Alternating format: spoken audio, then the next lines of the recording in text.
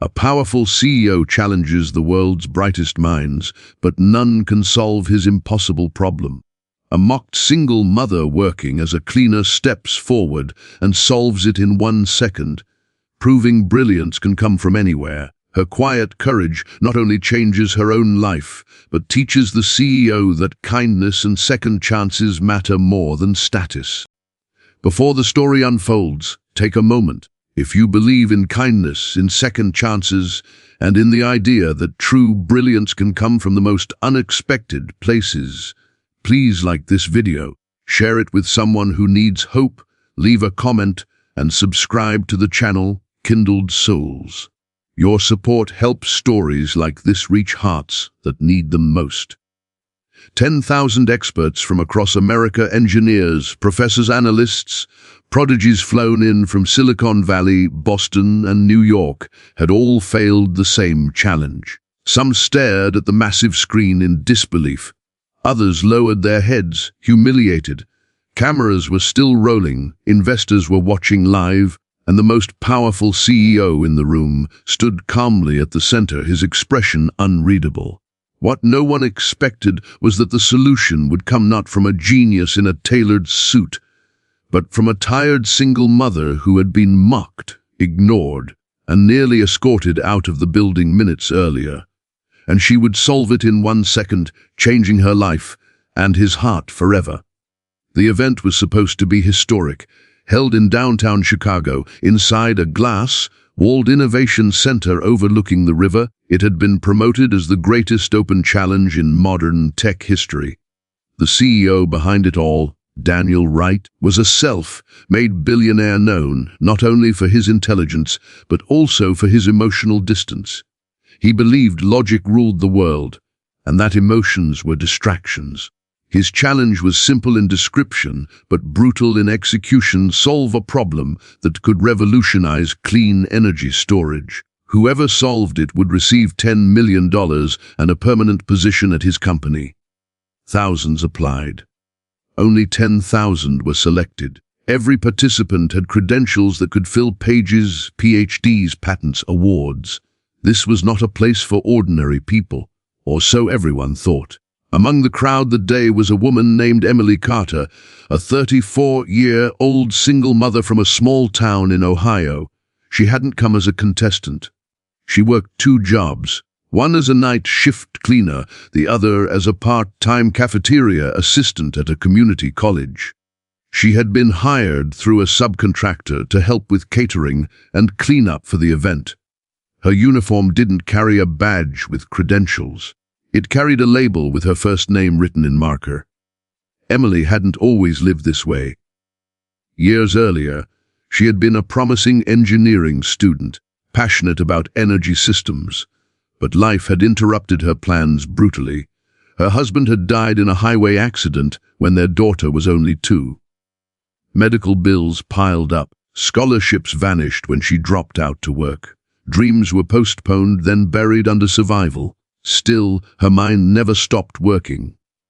At night, after putting her daughter to sleep, she scribbled ideas in old notebooks, solving problems no one knew she was still thinking about. That morning, Emily moved quietly around the massive hall, refilling coffee stations and collecting empty cups. She noticed the tension in the air, the arrogance in some faces, the desperation in others. When the challenge was revealed on the giant screen, she stopped walking. Her eyes narrowed slightly, not in confusion, but in recognition. She had seen this problem before, years ago, in a discarded research paper she once obsessed over. Her heart began to pound.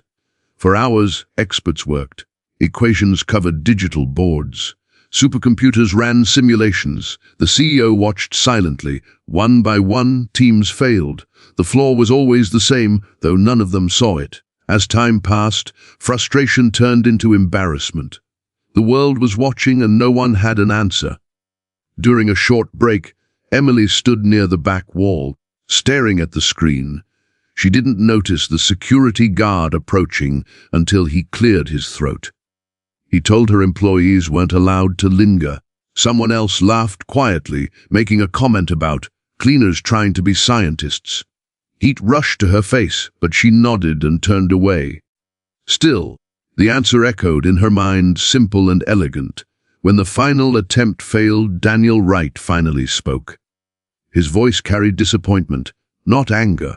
He announced that the challenge would end without a winner.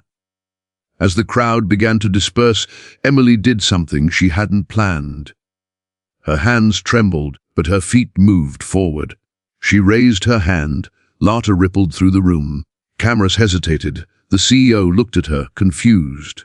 A woman in a cleaning uniform, holding a tray, was asking to speak. Some executives protested. This was not professional. This was not scheduled. Daniel studied her face. He saw fear, yes, but also certainty. Against all advice, he gave a small nod. Emily walked to the front. Her voice shook for exactly one sentence. Then it steadied. She didn't use technical jargon. She didn't quote studies. She simply pointed out the assumption everyone had made and why it was wrong. Then she proposed a correction so obvious that once spoken, it felt inevitable. The room froze. A second passed. Then Daniel turned to the screen and ran the numbers himself. The solution worked perfectly. The room erupted, not in applause at first, but in stunned silence. Then applause crashed like a wave. 10,000 experts had failed. A mocked single mom had solved it in 1 second. Emily stood there, overwhelmed, as the CEO approached her.